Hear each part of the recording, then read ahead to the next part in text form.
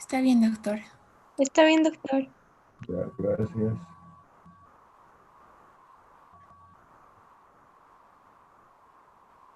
Bueno, yo creo que vamos a empezar porque hay un tiempo limitado. Entonces, hoy día nos toca hablar sobre cáncer gástrico. Y acontece que existen las muertes por 100.000 habitantes en 1988 a 1991. En Costa Rica ha sido de 77.5, en Rusia de 52.8, en el Japón 50.5, en Chile 48.8, en Inglaterra 17.6, en Canadá 11.4 y en Estados Unidos de 7.5. Se decía antiguamente de que uno de los países que tenía mayor incidencia de cáncer gástrico era el Japón, y se atribuía de que este cáncer gástrico en el Japón era por la ingesta de pescado ahumado que consumían los japoneses. Y han sido los japoneses los que han incentivado más en la cuestión de los procedimientos endoscópicos a través de la fibra óptica, con finalidad de llegar a una presunción diagnóstica para el cáncer. ¿No ve? Y tenemos acá que en Latinoamérica, aparentemente uno de los países que tiene una incidencia elevada es Chile, con una mortalidad de 48.8%. La epidemiología fue la principal causa de deceso en la primera parte del decenio de 1900, y por razones desconocidas su frecuencia ha disminuido sin cesar desde 1930. Desde 1950 ha declinado en zonas altas y de baja incidencia en todo el mundo. En 1940, en Estados Unidos, bajó la tasa de mortalidad de 31.5 casos por 100.000 en varones blancos a 7.8 casos por 100.000 en varones en 1983. ¿Por qué hace diferencia de varones blancos o todos los varones? Porque aparentemente la incidencia es mayor en la raza negra. Existe una clasificación histológica. Según Lauren, se divide en dos subtipos. Una parte intestinal, que es epidémico, expansivo y bien diferenciado. Y la otra clasificación que clasifica en difuso, que es endémico, relativo y mal diferenciado. El cáncer gástrico proximal es difuso y el cáncer gástrico distal es intestinal. Es más frecuente en varones en una proporción de 2:1 en una población de alto riesgo y en 3.1 en poblaciones de bajo riesgo. Es más frecuente en negros y en asiáticos. La patogénesis, un componente genético hereditario o adquirido en el sustrato celular, es influido por agresiones ambientales que acumulan mutaciones genéticas como lesiones precancerosas, como una gastritis atrófica, metaplasia intestinal, displasia gástrica y carcinoma. El riesgo familiar aumenta 8 veces. Hay el ejemplo de Napoleón Bonaparte. Dice que el abuelo de Napoleón Bonaparte murió de cáncer gástrico. Su papá murió de cáncer gástrico, su tío murió de cáncer gástrico y Napoleón Bonaparte murió de cáncer gástrico. La anatomía patológica. Existe la clasificación de Borman. Esta clasificación es endoscópica. Tenemos el Borman 1, carcinoma polipoide. Borman 2, carcinoma ulceroso sin infiltración. Borman 3, carcinoma ulceroso infiltrante. Borman 4, carcinoma infiltrante difuso. Y Borman 5, carcinoma que no encaja en ninguna de estas 4 categorías. Tenemos la clasificación internacional, la clasificación por etapas, que está en relación con el sistema TNM, y que T quiere decir tumor primario. TX no se puede valorar el tumor primario. T0 no hay evidencia del tumor primario. TIS, carcinoma in situ. T1 invade la lámina muscular o la submucosa y T2 invade la muscular o la subserosa. T3 penetra la serosa sin invadir estructuras adyacentes y T4 invade estructuras adyacentes. Ganglio linfático regional que está como N. NX no se puede valorar los ganglios linfáticos regionales. N0 no hay metástasis a ganglios linfáticos regionales. N1 metástasis en 1 a 6 ganglios linfáticos regionales. N2 metástasis en 7 a 15 ganglios linfáticos regionales. N3 metástasis en más de 15 ganglios linfáticos regionales. La M, que quiere decir metástasis a distancia. MX no se pueden valorar las metástasis a distancia. Pero no hay metástasis a distancia. M1, metástasis a distancia. Los resultados quirúrgicos que se valoran como R0 no hay tumor residual. R1, tumor residual microscópico y R2, tumor residual macroscópico.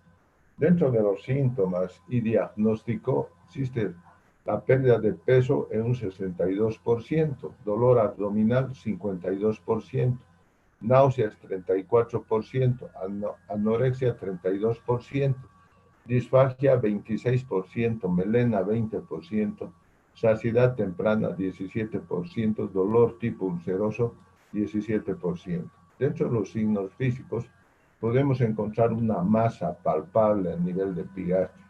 Puede existir el ganglio linfático supraclavicular, sobre todo el lado izquierdo, que se denomina el ganglio de Virchow, que es un dato ya de inoperabilidad.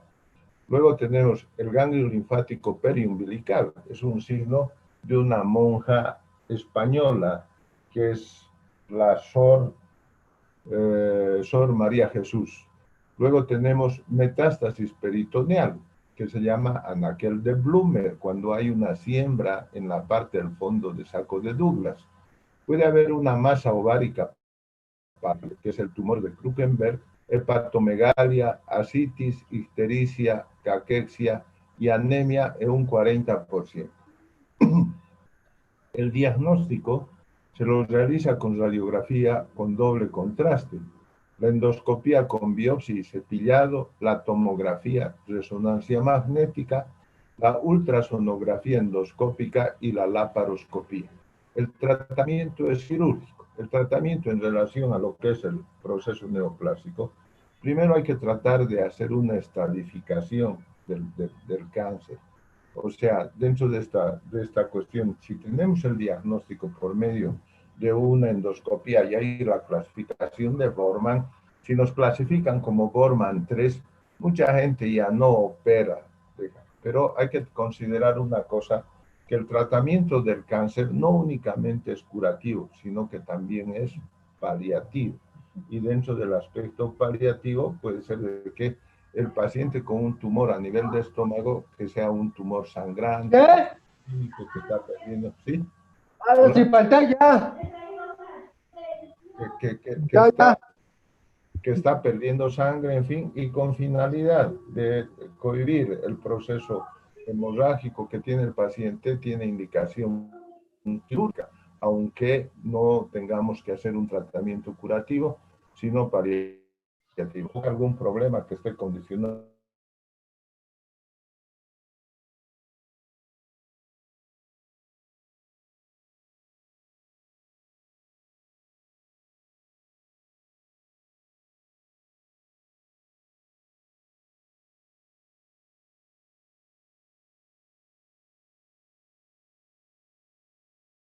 Si el tumor estaría a nivel del cuerpo, entonces los ganglios esplénicos, que va a conllevar a un procedimiento más amplio que se llama gastrectomía total ampliada, que implica hacer una gastrectomía total más una esplenectomía. Inclusive retiramos la parte de la cola del páncreas y se hace una omentectomía, o sea, retirar todo el omento superior o el epiplón mayor, porque es ahí donde está la invasión, los ganglios, en fin, y hay que hacer más una omentectomía total. Entonces, en eso consiste el tratamiento del cáncer. No tienen una respuesta favorable al tratamiento adyuvante en relación de lo que es la radio y la quimioterapia. Estamos hablando del adenocarcinoma, ¿no ve? Entonces, eso es lo que compete a lo que es el tratamiento del cáncer. Bueno, aquí tenemos una imagen, aquí hay un proceso, un tumor ulcerado a nivel del cuerpo, del estómago. Aquí tenemos otro tumor que está en el fundus gástrico y aquí hay otro tumor que está a nivel del antro y cerca al duodeno, cerca al filo. En esta placa radiográfica se observa que es una placa con contraste que se observa que no se llena de contraste y vemos aquí una irregularidad característica del proceso neoplásico. ¿Ve? De igual manera, en esta placa radiográfica con contraste, vemos aquí como una muesca, como si morderíamos una manzana, ¿no? Aquí vemos irregularidad. Aquí vemos, estos ya son los datos de inoperabilidad. Aquí tenemos el ganglio de Virchow, que aquí lo ponen como signo de Troussier. Esta es una cuestión de una referencia italiana. Luego tenemos de que aquí hay metástasis, ¿no ve? A nivel de la curvatura mayor, cerca a la región esplénica, porque aquí ya están los ganglios, y los ganglios actúan como filtros en el proceso neoplásico. Aquí que hay una siembra y hay una infartación ganglionar con diseminación a nivel de la curvatura menor, en el epiplón menor. Aquí vemos que hay metástasis en el hígado. Y luego tenemos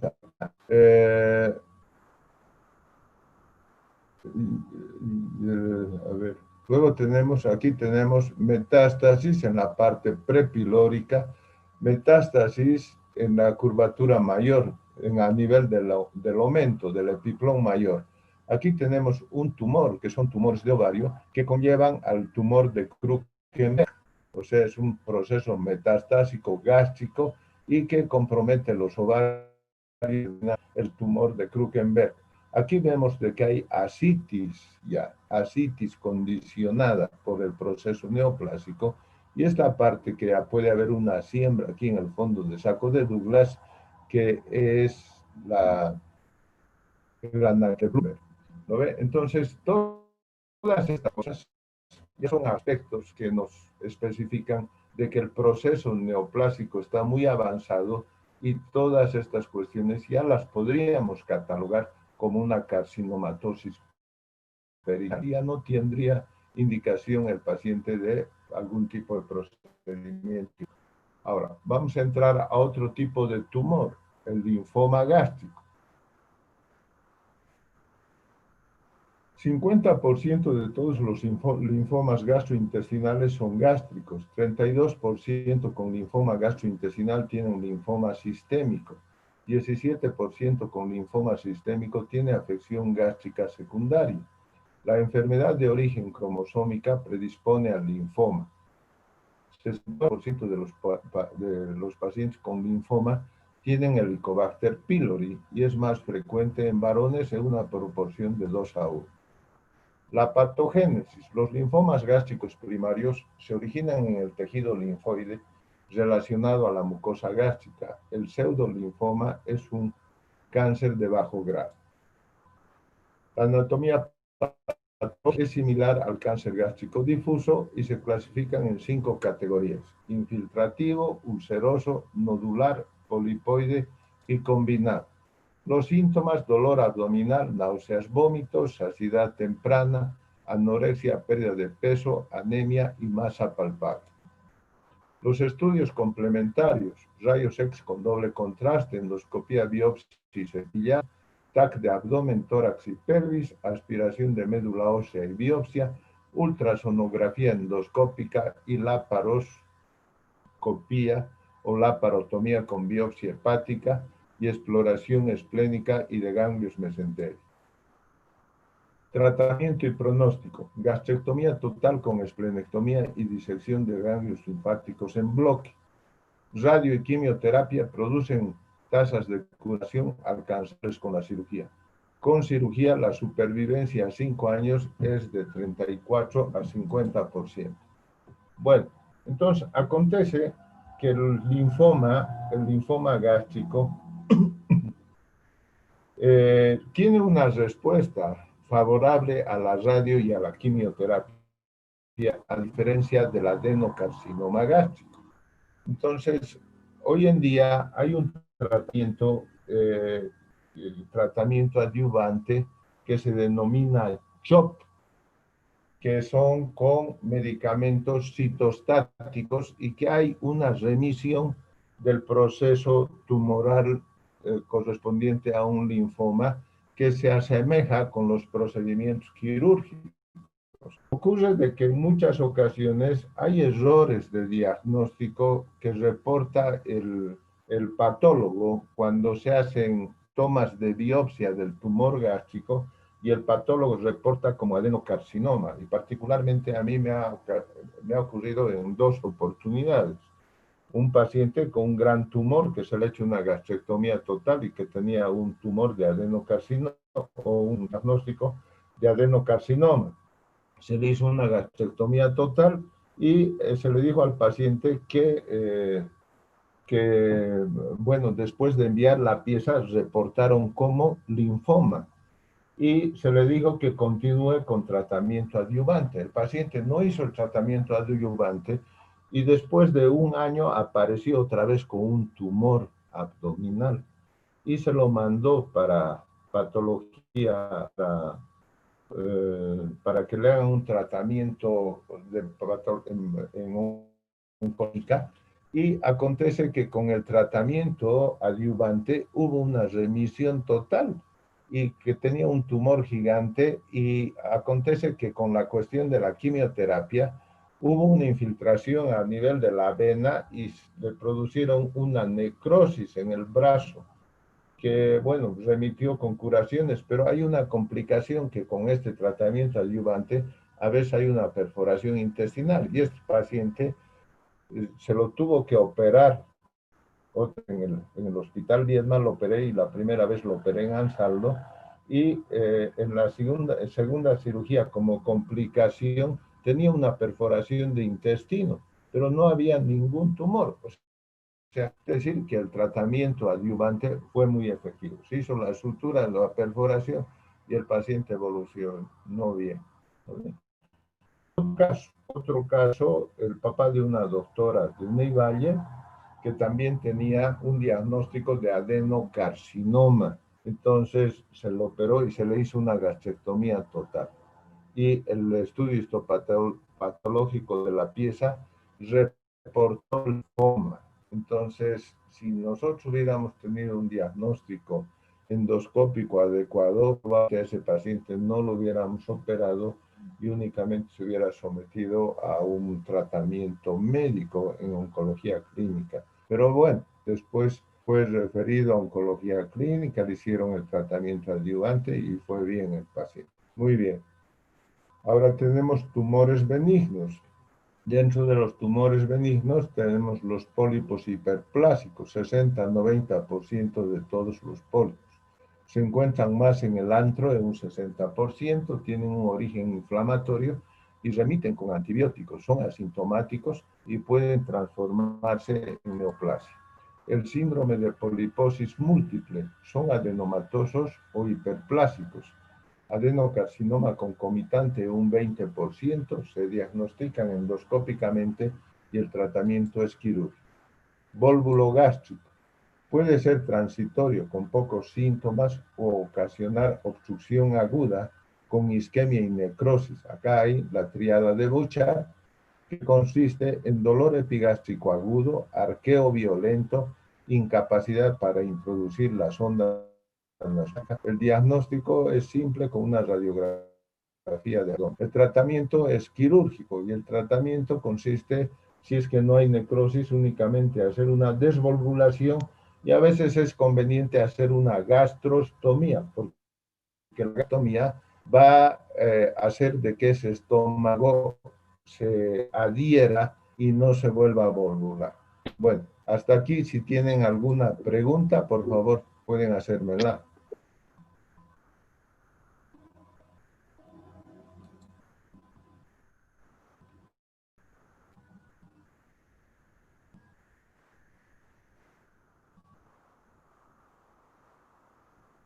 Hola, ¿no hay preguntas? Creo que no, doctor. Ya, a ver si puedo entrar a otra presentación. Un ratito ya. Chico, Sí. ¿la gastrostomía es temporal o permanente? No es temporal. La gastrostomía es temporal porque el estómago puede estar distendido y tal, ayuda inclusive dentro del posoperatorio, ¿no ve? Entonces, una vez que se deja un tiempo, porque se fija el estómago ahí a la pared del o, o, hola, hola,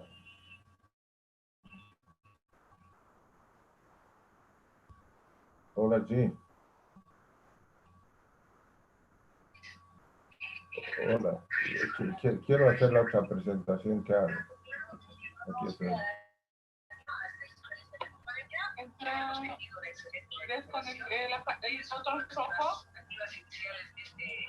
Ya, ya. La situación de la gastrostomía es no es una gastrostomía definitiva. O si no, se lo puede fijar al estómago de alguna manera, a la pared así, sin necesidad de hacer gastrostomía. ¿Entienden? Y también la evolución va a ser buena.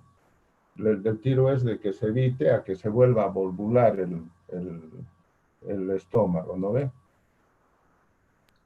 Sí, doctor. Ya, bueno, ahora vamos a hablar de intestino delgado, ¿ya?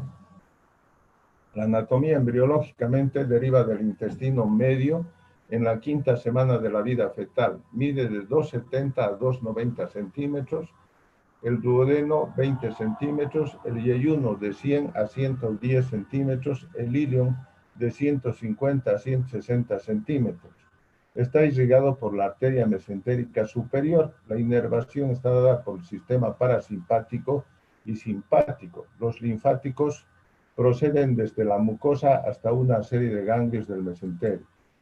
Aquí tenemos, esta es la parte del duodeno, este es el ángulo de Treitz, aquí empieza el yeyuno, ¿no ve? Y acá empieza el ilion. Entonces, ¿cómo podemos diferenciar lo que corresponde al yeyuno y al ilion? Entonces, vamos a ver que aquí los arcos vasculares en el yeyuno son más elongados en relación a los arcos vasculares del ilion. Esta es una manera de poder diferenciar si estamos en el yeyuno o en el ilion. Aquí ya es la válvula iliocecal. Está irrigado el intestino delgado por la arteria mesentérica superior, ¿no ve? Aquí tenemos la ileocólica que ya va a la que compromete la parte del colon. Si por alguna circunstancia hubiese algún problema aquí a nivel de la arteria mesentérica superior, una obstrucción por una trombosis mesentérica, por ejemplo, no únicamente el intestino delgado va a ser el afectado, sino también parte del colon hasta la mitad del colon transverso, que ese es el sistema de irrigación. Aunque el colon tiene ayuda por el arco de Riolano, o puede ser que la mesentérica inferior pueda irrigar parte del colon transverso, también y ayuda a la irrigación del colon derecho. La anatomía microscópica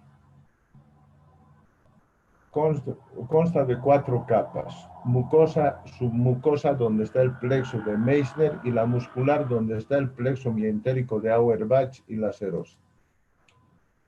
La fisiología: digestión y absorción es la principal función. Sustancias nutritivas, agua, electrolitos y minerales, carbohidratos, proteínas, grasas, agua, electrolitos y vitaminas.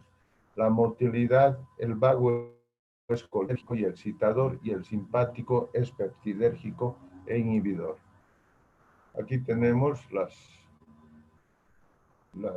absorción de grasas, proteínas, carbohidratos, minerales, calcio, magnesio, fierro, vitaminas B, C, folato, A, D, K, oligoelementos, zinc, cobre, vitamina B12 y ácidos biliares. Función endocrina: hormonas gastrointestinales, gastrina, secretina, colecistocinina, motilina, polipéptido inhibidor gástrico, péptido intestinal vasoactivo, neurotensina, péptido liberador de gastrina, somatostatina, enteroglucagón, péptido y receptores. La función inmunitaria: se ingieren numerosas bacterias, parásitos y virus. El principal mecanismo inmunitario es la síntesis y secreción de inmunoglobulina A. Se dice que la parte del intestino es el mejor laboratorio que hay, y no hay laboratorio más completo que en el que existe en el intestino delgado. El intestino delgado puede estar afectado, y puede estar afectado por procesos obstructivos. Aquí tenemos obstrucción intestinal. La etiología: causa extraluminal, adherencias, hernias, carcinoma y abscesos de la pared. Causas de pared: tumores primarios, tuberculosis, Crohn, intussuscepción, intraluminales.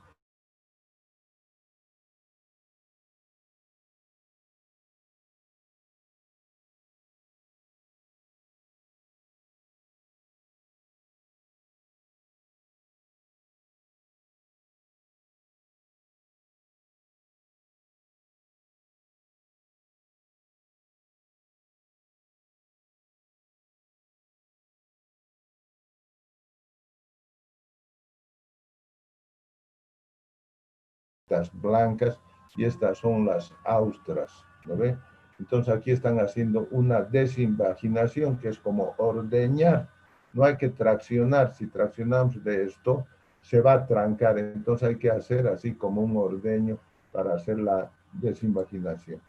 Aquí tenemos, esta es una hernia que está estrangulada, ¿no ve? Que como causa de obstrucción intestinal, aquí ya vemos que hay un trastorno sistémico en la que ya hay necrosis del intestino, y este paciente es candidato a hacerle una resección de esta parte y una anastomosis del intestino, que es viable. Aquí tenemos, este es un divertículo de Meckel, y esta se llama una hernia de Littré, porque este divertículo entra dentro del saco herniario, no condiciona un proceso obstructivo, pero hay una necrosis del divertículo. Aquí tenemos una impactación de un ganglio a nivel del ilion terminal. Este es un cálculo de la vesícula biliar que ha hecho una fístula, probablemente con el duodeno, y se ha ido a impactar aquí y ha condicionado un proceso obstructivo. La patología de la obstrucción intestinal. Bueno, ¿qué es lo que pasa cuando hay un proceso obstructivo? Pues hay una éstasis del contenido intestinal y hay una flora bacteriana. Es por eso que los pacientes deben requerir de un tratamiento antibiótico, inclusive en forma preventiva. Las manifestaciones clínicas: el paciente con obstrucción intestinal va a tener dolor abdominal, dolor de tipo retortijón, de tipo cólico, va a tener náuseas, va a tener vómitos, no eliminación de heces ni de gases. El diagnóstico ya se lo puede hacer por dentro de un clínico, que se lo va a corroborar con la radiografía. Con la radiografía vamos a ver niveles hidroaéreos en la radiografía simple de pie. La radiografía simple de cúbito vamos a ver la dilatación del intestino, y de acuerdo al compromiso vamos a ver si es que hay edema de pared, que se va a traducir por una parte blanquecina que está en los contornos del intestino. Los exámenes de laboratorio pueden mostrar, que les digo, leucocitos con desviación izquierda de acuerdo al compromiso que tenga. ¿Y cuándo podemos pensar de que el intestino está complicado? Aquí tenemos obstrucción simple, comparación con obstrucción con estrangulación. Entonces vamos a ver que ya hay sufrimiento intestinal cuando el paciente tiene fiebre y taquicardia. Entonces ya podemos pensar que hay una obstrucción intestinal complicada con necrosis de asa, ¿no ve? El tratamiento: aquí vemos esta radiografía, por ejemplo, es una radiografía de cúbito. No vemos niveles hidroaéreos, pero vemos una distensión del intestino, ¿no? Y aquí hay una parte blanquecina que muestra por la distensión de diámetro un proceso inflamatorio que se traduce por esta parte blanquecina que vemos, ¿no ve? Entonces, esta es una obstrucción mecánica, porque podemos hacer un diagnóstico diferencial con el hilio paralítico. Y aquí, si ustedes se fijan, se fijan en esta parte, no se ve muy bien en esta radiografía, pero acá, por ejemplo, en esta radiografía que es de pie, se ven los niveles hidroaéreos, ¿no ve? Aquí hay una zona afectada donde está la flecha.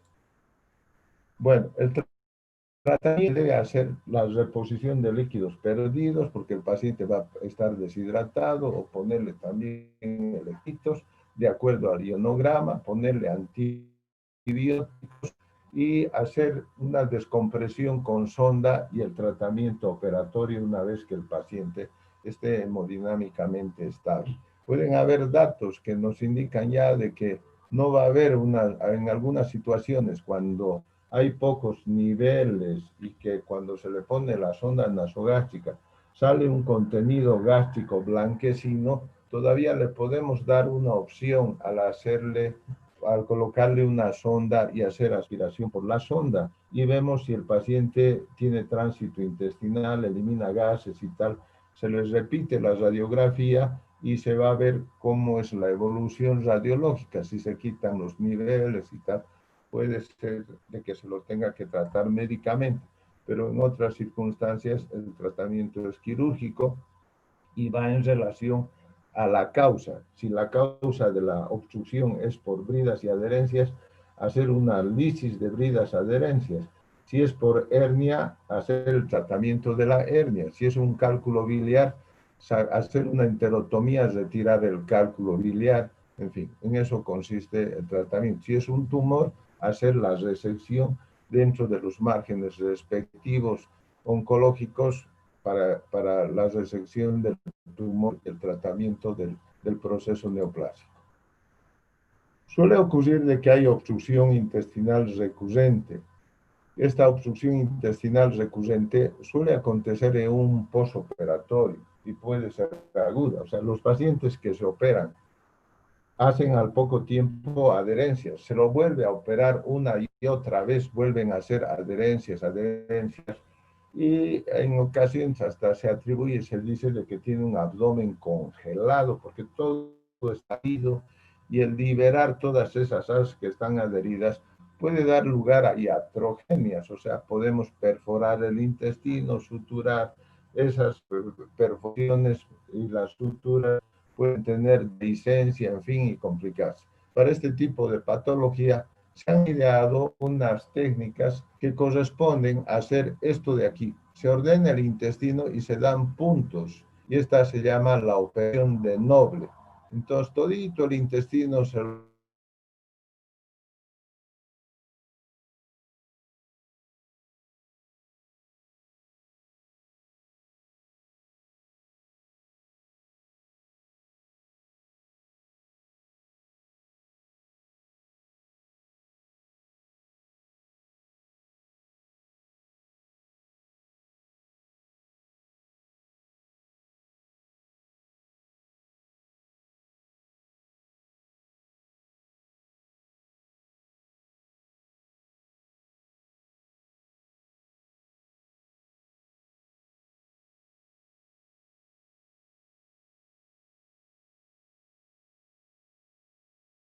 12 a 14 días. Entonces, en ese tiempo el intestino ya se ha adherido y también es un procedimiento que sirve para el tratamiento de ese tipo de casos. ¿No ve? El hilio, las causas del hilio paralítico, a la parotomía, a trastornos metabólicos y electrolíticos, a hipocalemia, hiponatremia, hipomagnesemia, uremia, coma diabética, medicamentos opioides, psicotrópicos, anticonvulsivantes, inflamación intraabdominal, hemorragia, inflamación retroperitoneal, isquemia intestinal, septicemia sistémica. ¿No ven? Entonces también los traumas dorsales, lumbares, los traumas torácicos pueden dar lugar a un hilio reflejo. El tratamiento del hilio es ponerle una sonda nasogástrica y corregir la parte alterada hidroelectrolítica del paciente.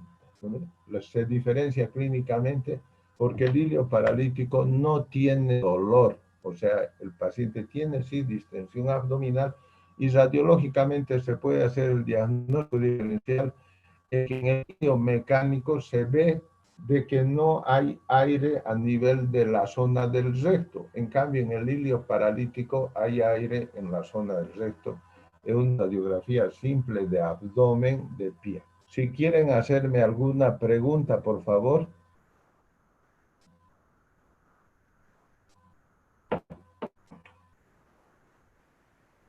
Hola, ¿están ahí? Sí, doctor. Hola. Sí, ¿Alguna doctor. pregunta? Creo que no, doctor. ¿Cómo? Creo que no hay preguntas. ¿No hay preguntas? Nada, doctor. ¿Han entendido el diagnóstico para un hilio biliar por una impactación